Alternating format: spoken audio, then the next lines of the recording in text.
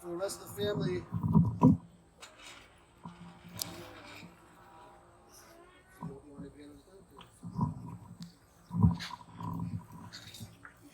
over here. Kaylee, can we move the camera this way, please? Yeah. Spin it on over here.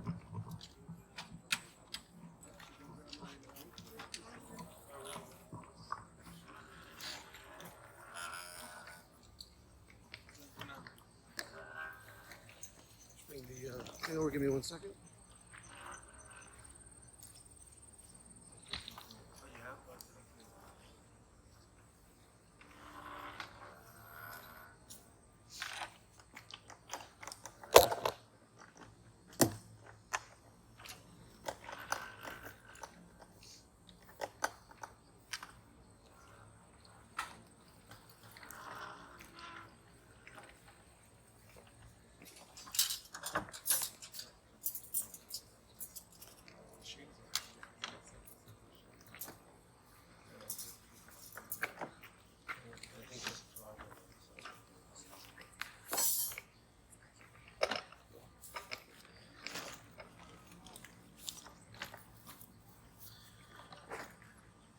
If anybody feels a little faint in the sun, we have some water.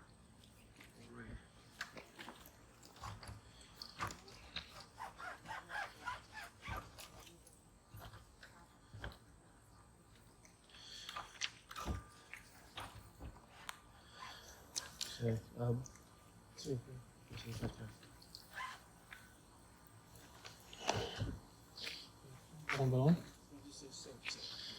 As Jesus said, halach what's the shame there got him ja maar meestal is my Joseph kim beteus dat hij gaat zeggen. Zodat hij hem wil elo. Ik zal op pakken maar. Als je period je te bieden, wel je bal. Als je ja het zeg. We gaan ons hem kim bekomt als het. Het van een woord ook geen. Je kan me zo'n beetje getuigen bij dat die hem keer dat niet echt die hem. Terug zijn tijd weer misschien dat we dan een jaar geloof.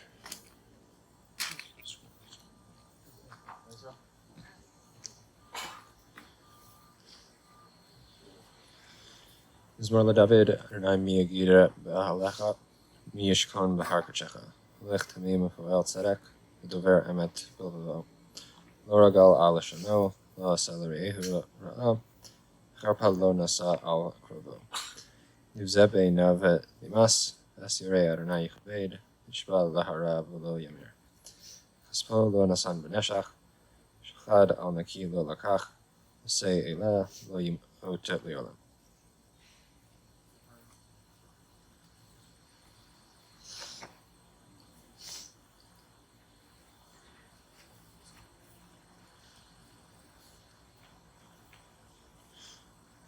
Mizmor David Adonai Roi Lo Achsar Binos Desha Yarbitenu Almane Menuchos Yina Aleni Nafshi Yishovev Yancheni B'Magle Tzedek Laman Shemo Gam Kielech Begeit Salmaves Lo Yira Kiatai Madi Shiftecha Umishantecha Hema Yinachamuni Taroch Lefana Shulchan Neged Tzorai Tishanta B'Shem Roshi Kosir Vaya Achto V'Chesed Yudefuni Koi Mechayai Shafti bewees Adonai le'orach yamim.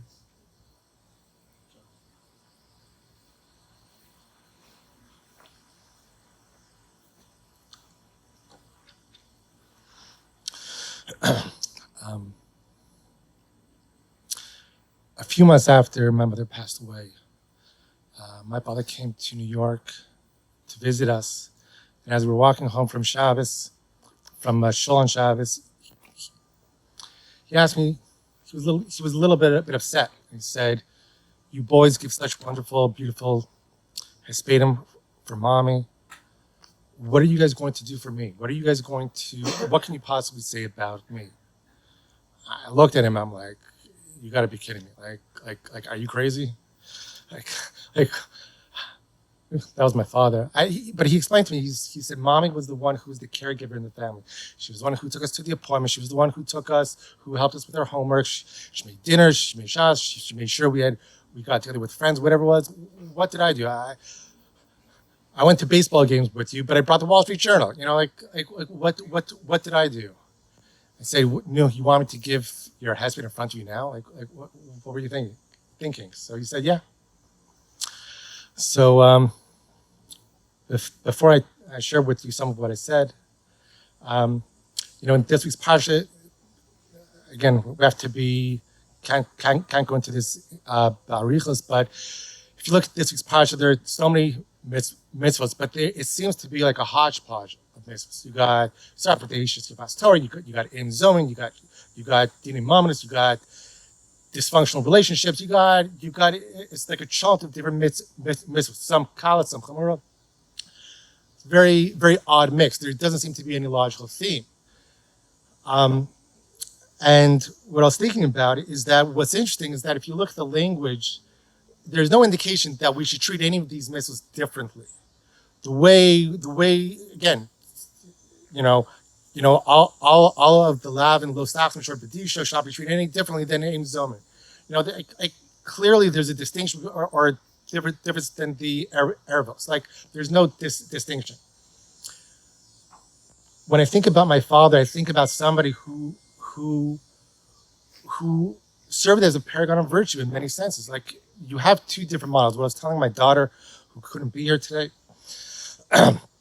is that you have two models of parents. You have the involved parent. You have the one who's very engaged, who talks to their children about what they do, what's going on in their lives. Then you also have a different model, not worse, not better. It's different. You have the model of the one that kind of represents how you should act, how you should behave. And I think about how my father acted in all facets of his life. He was very, very yasher. And he was also litvak. He was the litvak of all litvak. Like you couldn't really difficult for him to crack a smile unless he was making one of his puns. But he didn't share a lot of what was going on inside of him. Like I know sense of where he stood politically for many years. But the conversations that he led, that he subtly engineered and encouraged, all the fights. The forceful arguments between my two lovely brothers on Shabbos for about 5-6 years, how he helped to encourage that. You could see how he wanted people to think about things, break down a situation. He didn't spend a lot of time learning Gemara, but he had a Gemara cup. How he acted in shul, the way we were supposed to daven. He didn't necessarily go to minyan every day, but if you talked in shul, oh boy, you were walking dead. You probably should have had better eating habits. But if you ate before Kiddush, that was a non-starter. And for my father, he didn't treat the chamuras any differently than the kalats. And for me, that really strikes what he was and what he was about. I remember though one time he told me, as I was dating Bracha, he told me some mashal with like an Indian princess. I had no idea what he was talking about at the time, and afterwards I kind of realized that he was telling me what I should look for in a zug, and he had difficulty expressing his emotions. He had difficulty telling us how he felt. But the message that he wanted to get across still very often he was able to deliver. But one thing in particular that I think that, and this is what I shared with him, as I told him next Shabbat the fun of, only I can't go into Arichas, and unfortunately I can't go into Arichas now either because it's Erev Shabbos, but you showed us how we should be. You showed us how to act. You showed us what was right and what was wrong. He was very black and white. And one thing also that really very much stood out is, going back to the parsha. The parsha has so many examples of dysfunctional relationships, that we all see Eish Torah, the Snua, the Erev, everything. I think back about the relationship between my mother and my father. They didn't exactly, on the surface, I didn't necessarily see that. I didn't necessarily see the connection. They weren't the most affectionate couple, but they were so dedicated to one another. The last years of my mother's life, I was talking to my aunt earlier, my father would do whatever my mother wanted. Like there were certain things my father was very makbid on, like when you're washing the dishes, it has to be a slow trickle of water only. You can't just turn it on. But for my mother, during that time, he was 110% dedicated to her.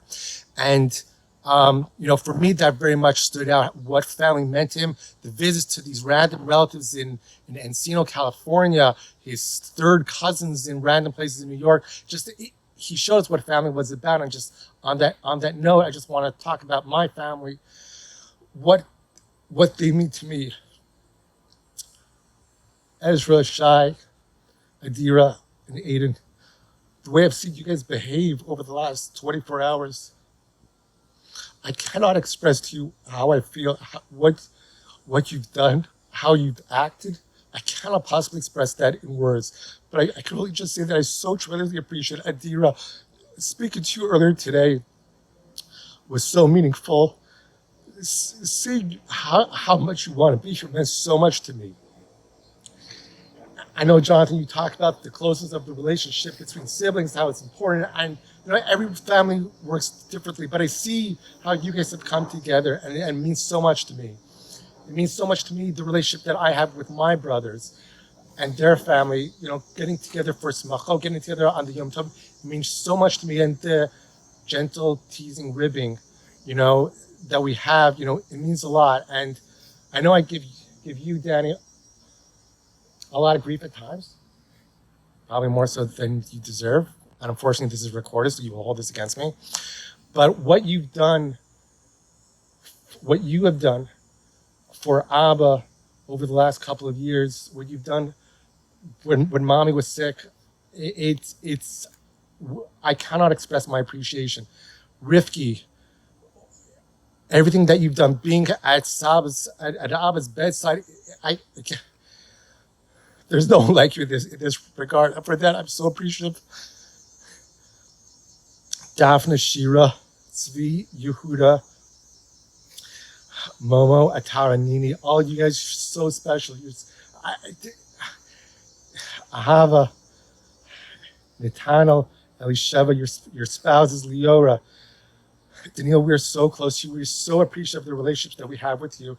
And I know that Bubba would be so appreciative that we're all here together like this. And even though the ones in Israel aren't together, Adira and Leora, you are together, learning in seminary. Daphne and Shira, you guys are together, being able to give each other nechama. For that, I'm so appreciative.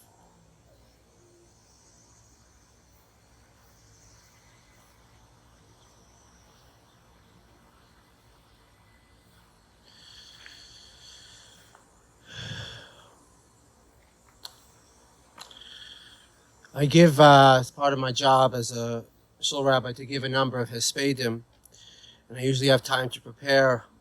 But for my own father, Kadosh Baruch Hu had other plans, as we've been driving from Niagara with some bumps along the way, just to try to make it in time for Shabbos. So I'm sorry. Also, I'm sorry that some people who are watching virtually had to wait for the Levaya to begin. So I'm a rabbi, and my father, born in Marietta, Ohio, in 1940, a small town with a few Orthodox families, seemed like a regular Orthodox Jew. And perhaps if someone would look at his life and my life, one might say that, as the Mishnah says, my father gave me Olam Hazeh, and my Rabbeim gave me Olam Haba. For me, that statement could not be further from the truth, and I'm going to echo a lot of what Josh just spoke about. My father was my Rebbe, not in the traditional sense, but in the fact that his Yashrus was just beyond. He never lied. He never spoke Lashon Hara. And this is not me exaggerating at a Levaya. And it's not that he didn't lie or that he didn't speak Lashon Hara because he overcame his Yetzer Hara. He had a strong Yetzer Hara like most people do to gossip, but sometimes we overcome the Yetzer Hara, sometimes we don't. It's because it wasn't Shayach for my father. My father's just a Yashar. Don't get me wrong, it can get a little boring at the Shabbos table if, your parents are not speaking Lashon Hara, they're not, but that was my father. Only issues. And puns. My father was so opposed to gambling. He was such a yasher. He was so opposed to gambling that he would not even buy a lottery ticket. My father was so opposed to alcohol that when it came time for Yael and I to get married, and my parents and Yael's parents were going over the negotiations, and sometimes the parents, some of the negotiations could be tense. My father had no issues at all, except for one. So in those days, I don't know if they do this now, but in the old days, so the bride side paid for the food and the catering, and the groom side paid for the flop, the flowers, liquor, orchestra, and photography. So my father, my only competitor that my father had was that the liquor, whatever it cost, a few $1,000s, whatever it was, it would not be associated with him, and he would pay. Let's say the liquor would cost $3,000. I have no idea what it costs. But let's say liquor would cost $3,000. He wanted that Yael's parents should pay for the liquor, and he would contribute $3,000 to the catering because he was so opposed to alcohol. And I often had a lot of fun with members of my congregation when my father would come for Shabbos, and let's say there was a kiddush, they tried to get me to drink. And I always tell them, I said, I will drink 3 times as much as what you can get my father to drink. And I never drank. My father was someone who was someach bechelko. He was a financial analyst for Xerox Canada for most of his career. He was able to provide for us whatever we needed, and that was enough. My father was never materialistic. He was never jealous of anyone or of anything. I never heard him say, oh, I wanted this, I wanted that. Again, Yashar. Wasn't shaykh for him. My father was simply content, and that manifested itself at the end of his life. Whenever I visited him, and I did not visit him often enough, every little thing that I would do, tremendous hakaras hatov, tremendous, no expectations whatsoever. This was my father, my Rebbe, and my role model for Yashrus. My father was also my Rebbe in terms of teaching me how to think independently. He was never critical. He was always curious. And he was very smart. He was very analytical. As Josh mentioned, he had a Yiddish cup or Gemara cup. His vision was not that I would become a rabbi or a lawyer. It was simply that I discussed my thought process, and he would give me feedback, and he trained me to think critically. My father was so devoted to my mother, and the truth is that I think I took their relationship for granted. I didn't know about, how husbands and wives relate to each other that much. This is how spouses relate to each other. And they really were best friends. But I truly saw my father as the Gibor he was at the end of my mother's life when my parents were in Toronto alone, because we weren't there. And he had to take care of my mother almost single-handedly. My kids loved my father. My father had this quirky sense of humor. He loved to pun. He loved to tell them these really strange, unusual stories and to have witty chit-chat with them. And he, Baruch Hashem, he had a tremendous relationship with Yael. So I have a lot of appreciation and I have a lot of guilt. I have a lot of appreciation, as Josh mentioned, to Danny, to Rivki, and to the whole family. The kavod that you gave Abba, and you did things that were very difficult to do in a bekavod manner because of my father's situation, but everything you did was bekavod. Everything you did was to maximize his kavod. When other people would say, my father can't do this, he can't do that, there was Rivki, always trying to tell, yes, you can move your hand, or you can eat, you can tie your shoe, whatever the issue was. Tremendous sense of kavod to the very end. And what was so special is that the two of you viewed all of the enormous difficulties and all of the burdens that the two of you and really your family incurred as a tremendous zchus.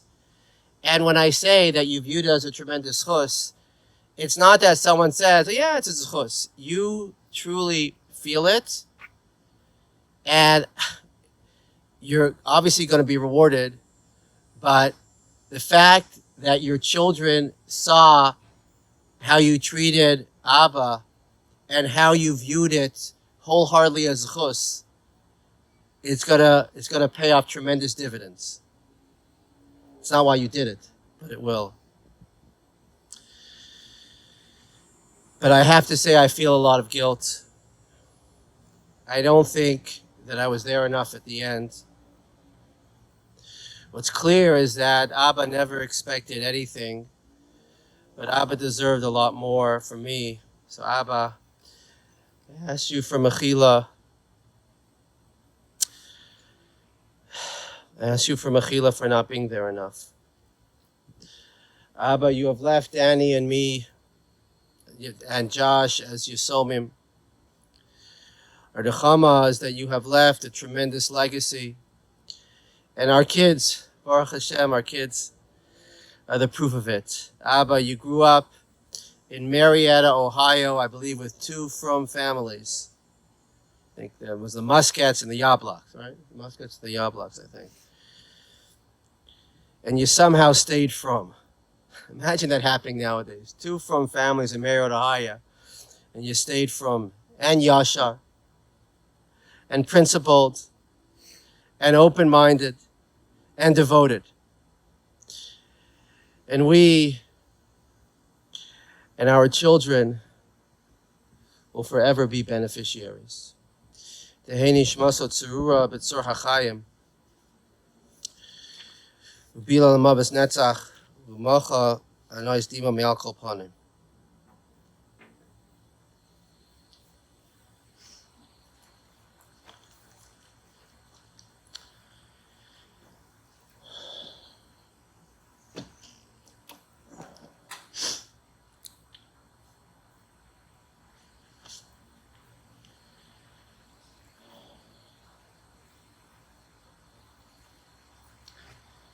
Yeah, it's fine. Thank you. It's fine.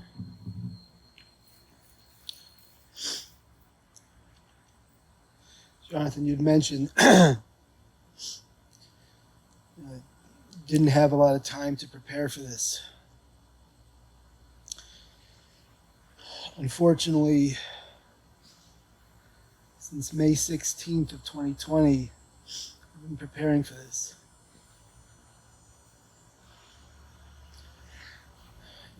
Back then is when our community here in Chicago got hit hard by the pandemic.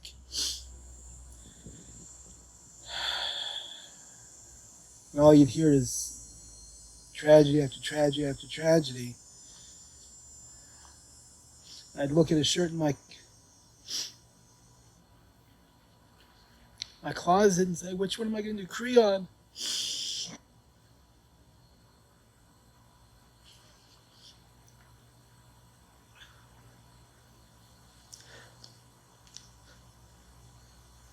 I've been preparing for this moment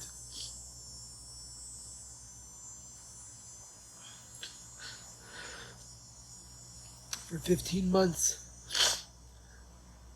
Now we have an Erev Shabbos. Baruch Hashem. Hashem gave us the ability, albeit quiet, albeit small,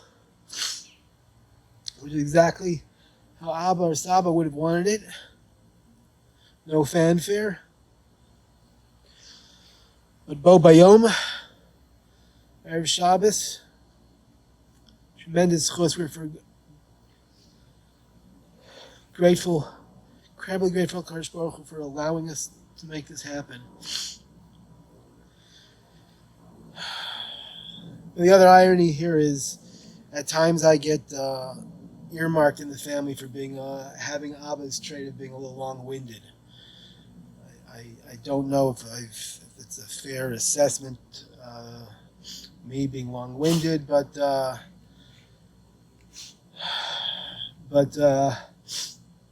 time doesn't allow it, halacha doesn't allow it.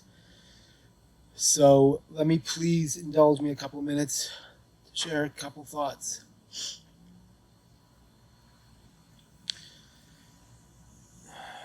One thing that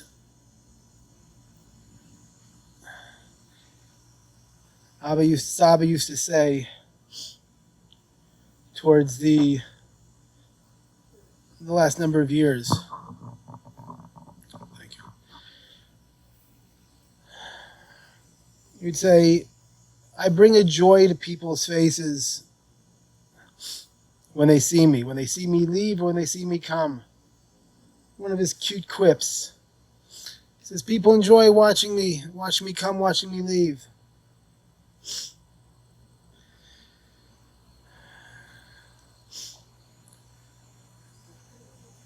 People, I think, to tweak that, people learn from you.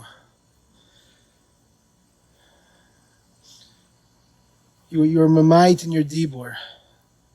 You didn't talk much at all. Drove mommy nuts. Drove mommy absolutely nuts. You didn't talk. Jonathan, you spoke about you didn't talk Lashon Hara. At a Levi, you're not supposed to say guzmas. It's not a guzma. He didn't speak about other people, period.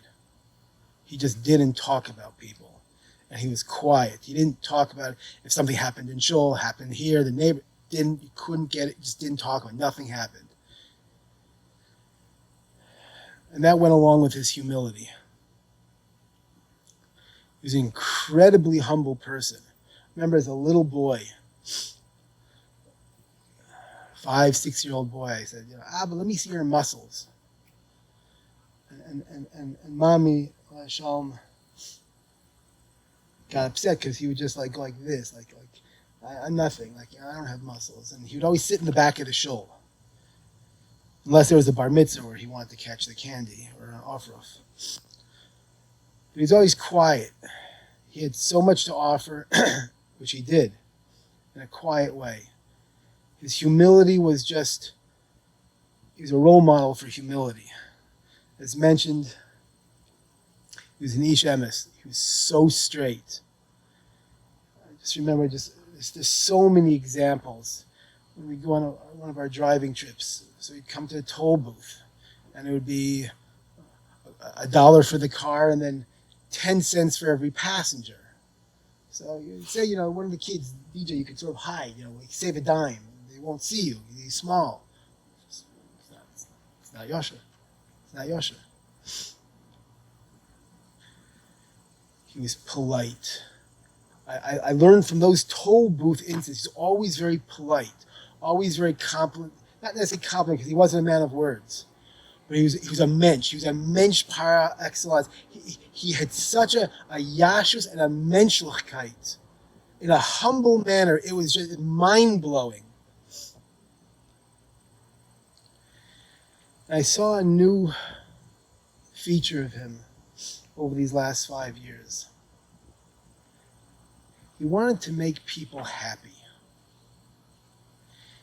He really just wanted to make people smile. He worked his whole life. He worked hard.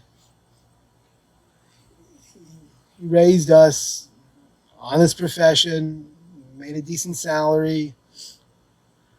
And really towards the end of his life, he didn't have much at all. And the little bit that he had was to tell somebody, a nurse's aide, who probably didn't even speak English, a joke, a quip, a pun, hoping to see a smile on the person's face, not to show his witticism. He was 1,000,000 times smarter than 98% of the people around him. But the cutesy chap, the play on words, the humor, the joke, to put a smile on somebody, that gave him nachas. It gave him a tremendous sense of nachas, personal nachas, just to put a smile on somebody's face. It always reminded me of the Gemara in Tainus, I think, I forgot which Tanner Amora was asked Eliyahu Novim, maybe it was Rabbi Yeshua, who am I going to spend my time in Olam Haba with? He says, those two people in the shuk. And there are two people, like clowns or something, that just made people happy. Saba was one of those people. His goal was just to put a smile. He would carry around a list of puns. And whether you heard the pun once, twice, or you possibly didn't, you heard it again. Just to put a smile on your face. But I think the greatest gift that I can say that I was given, as mentioned, is he forced me to think. Forced me to think. I remember as a kid, as a 5-6-year-old kid, Abba, can you help me with my math homework? Help me with my Chumash Rashi. He would say, what do you think? And I thought to myself, I said, that's ridiculous. If I knew the answer, why would I be coming to you? As a 5-6-year-old, he would say, what do you think? I want to understand your thought process. And it drove me nuts. And to my children, that's I hope to be maybe one day that's the greatest gift that I give you, because that's how I am with you. What do you think? I want you to think.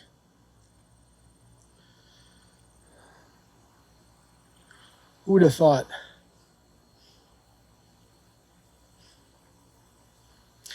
Who would have thought 8 years ago today?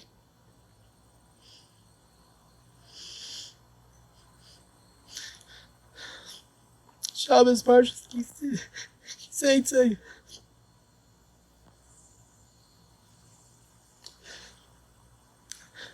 Whole families spent Shabbos together with that gaping hole. Mommy not here. For Tzvi's bar mitzvah. And now we go into Parshas Kisei 8 years later. As Yisomim. I actually thought Abba was gonna.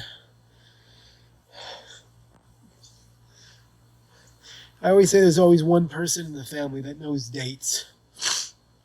At least one person. So that's just the way it is, I think. So I actually thought that I was going to go last night. Yesterday's mommy's birthday. But instead,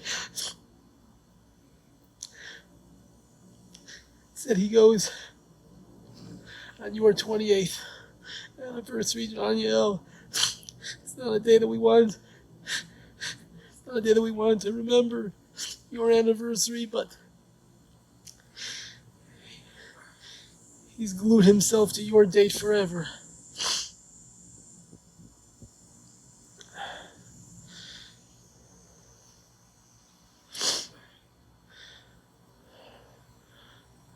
On a personal note, my first 5 years post-high school were rocky years. I was the black sheep of the family. I blazed my own mahalach, and we butted heads. I know it wasn't comfortable for me. I know it wasn't comfortable for you. I was away.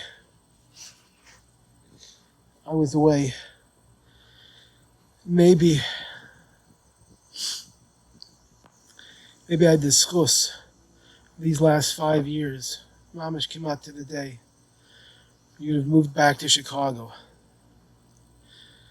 And yes, it's a schus. It's a tough schus, but it was a schus. It was a schus that I many times had to steel myself.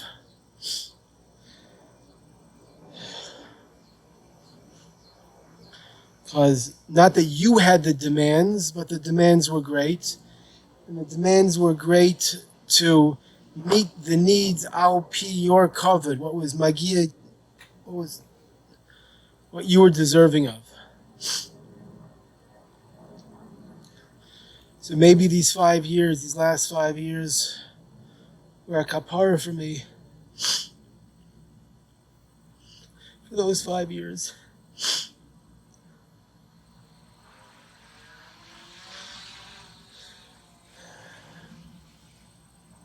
I know that there's a lot that I'm forgetting. My head's swimming, and I apologize. I just want to say a couple thank yous. Thank you to Jonathan Yell and families for being there. There have been numerous times where I just needed you. It was the situation, whatever the details were just too much. And you were there, and I appreciate it. The support of your families, because this is a family effort. Even though we may have been the boots on the ground, it was a family effort. To all my kids, yes, asher yeshnu po hayom es asher einenu po one hayom. You're all incredible.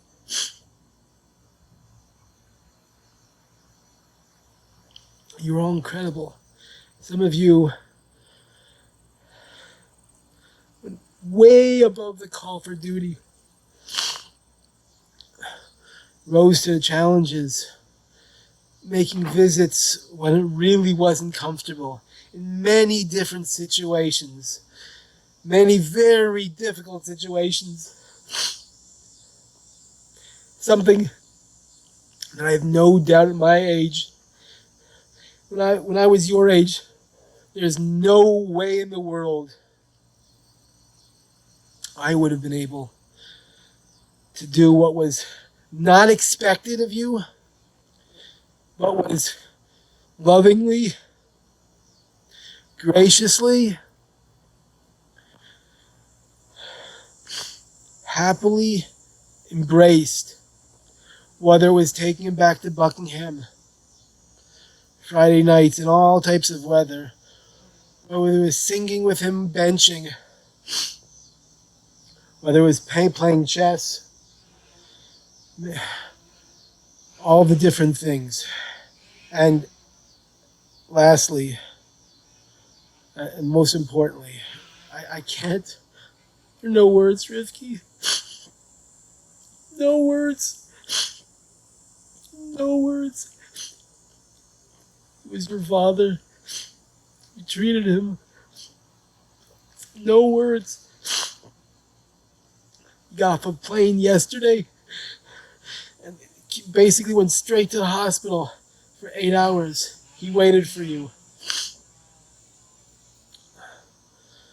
We're going to ask Mechila, Abba, please be a Melitz Yosher for the family, for all of our needs. Einish Mascha, Tzurpitzer Chaim. Just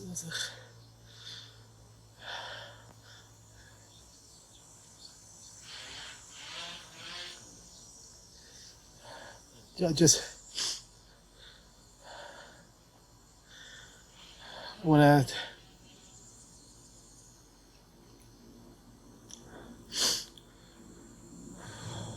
to add two more things.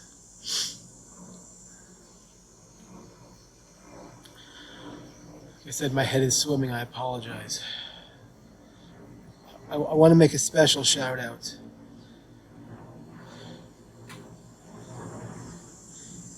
Eight and a half years ago, when we stood in this exact spot by Bobby's Levaya, I spoke about the tree.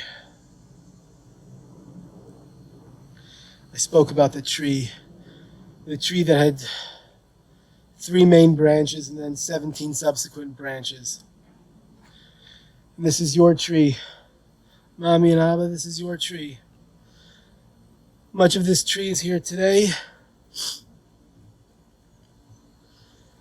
But there are 10 tree branches, members of the family, with another branch being added to that tree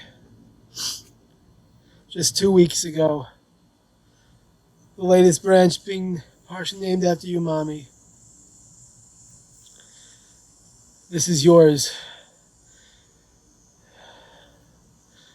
And collectively, we thank you for that. And again, I wanted to accentuate one other point that I mentioned, but I want to again mention. The emotions run high. There have been numerous times where, as I mentioned briefly, but I just want to accentuate that there's a lot going on many times throughout these last 5 years. And both DJ and Jonathan and Bracha and Yael, just a level-headed perspective. A level-headed perspective, and the just unwavering support whenever it was needed. You took the call, just the advice, the direction.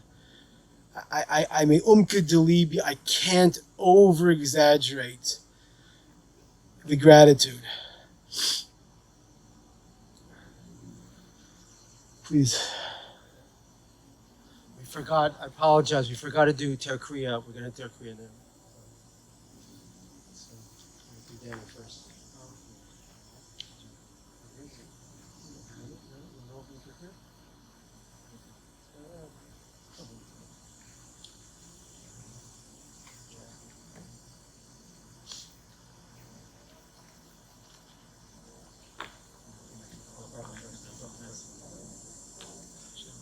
Baruch atah Adonai Eloheinu melech haolam, dayon ha'emes. Amen.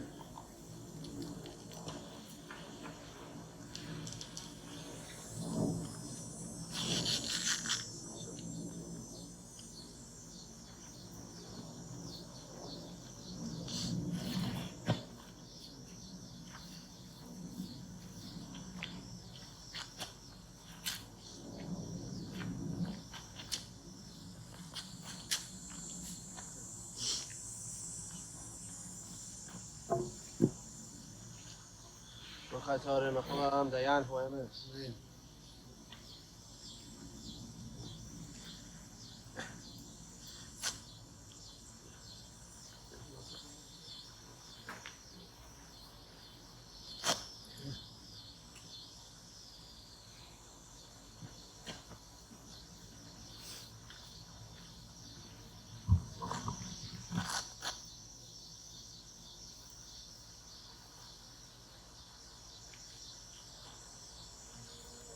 Baruch atah Adonai Eloheinu melech haolam, dayan ha'emes.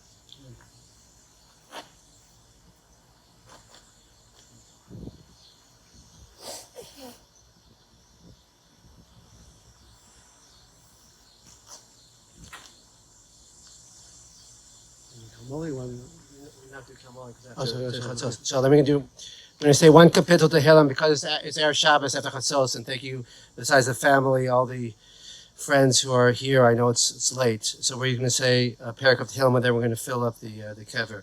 Michtam and David Shomer El Ki Chasisi Ba Chamar Ladonai Adonai Oto Tovasi Balalecha Likto Shema Shebaretz Hema Ba Direi Kochavtzi Bam Yirbu Atzvos Amacher Mahar Bal Sichli Schem Bidam Uval Esa Aishmo Sam Alsfa Sai Neminas Chalki V'Chosi Atoto Melkorali Chavim Nafel Libani Mimav Nachla Shafra Alai Avarechas Anaya Shir Yotzani Afle Los Yishir Chil Yotza Yishir Zanagi Kami Kivini Balamod Lochen Samach Libi V'Yagel Kvodi Af Talmid Kimi Mini Balamod Lochen Samach Libi V'Yagel Kvodi Af Bisari Shon Letechilos Azov Nafshi Lishol Lo Yisitin Chasit Chali Roshacha Tonin Orach Chaim Smachos Espenach Limos Bimincha Netzach.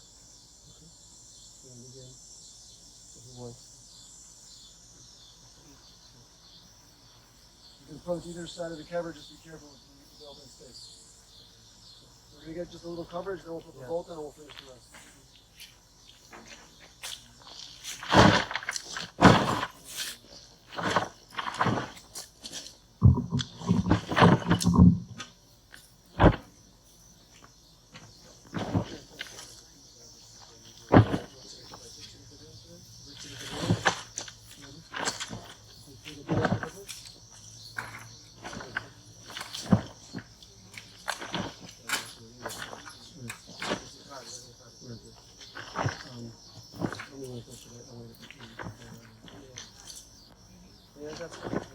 Gentlemen, just hold in 1 second.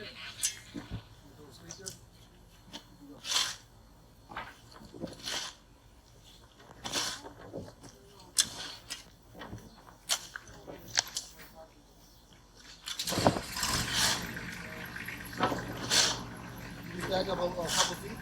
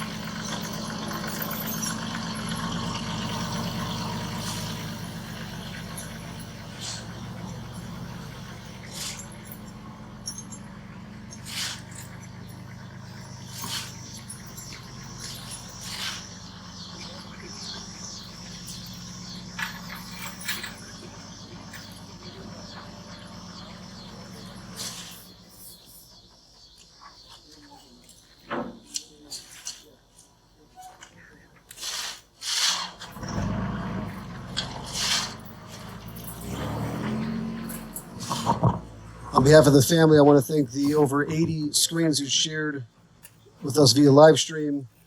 Memorial contributions can be made to the Chicago Center for Torah and Chesed. The family will be sitting Shiva 2817 West Jarvis. Those times will be posted as soon after Shabbos. Thank you.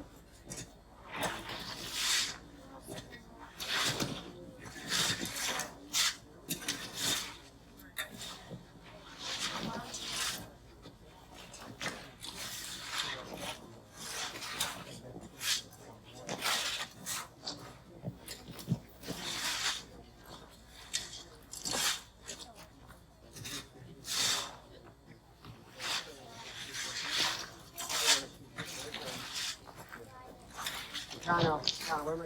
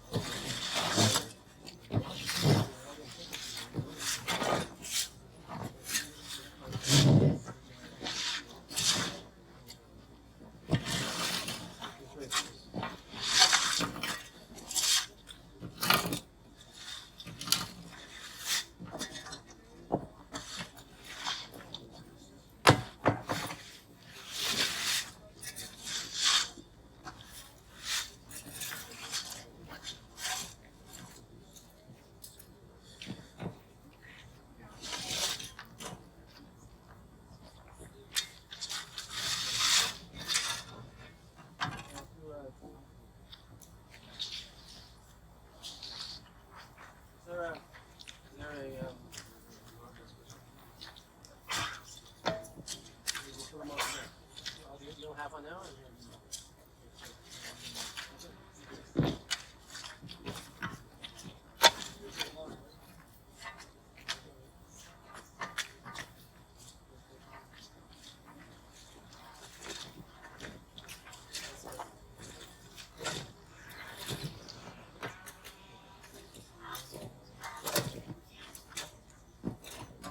Okay, we're gonna do Josh, we're gonna do Kaddish now. No, we're gonna do Nichum. Okay, Rabbi Soloveitchik often says that sometimes halacha responds to our emotions. Sometimes halacha challenges us to feel a certain way.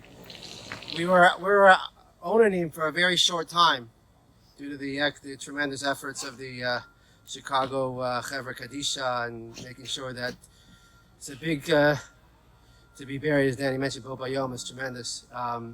So during an Erev Shabbos, and so we were in a state of aninus. We didn't recite brachos. The strange feeling, but there halacha responds to our emotions. As halacha says, how can we pray the Kadosh Baruch Hu when we just lost a relative?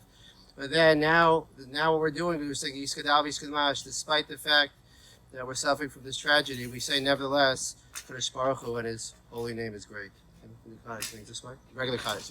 East is this way. Is it this way? Okay. Yeah, Kaddish Yasam. Okay. Yeah. Okay.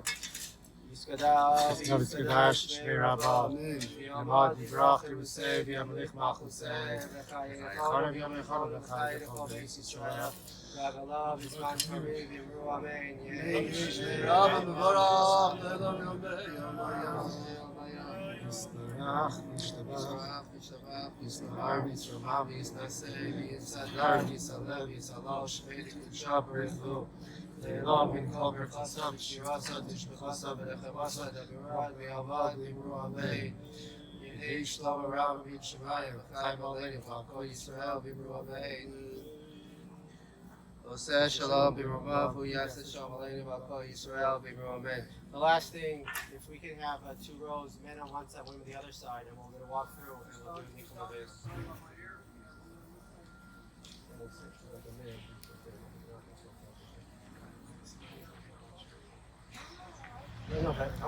No, at the basic words. We want to give everyone the opportunity. No, I just want to make sure that we get to the first step. Here, just do like, yeah.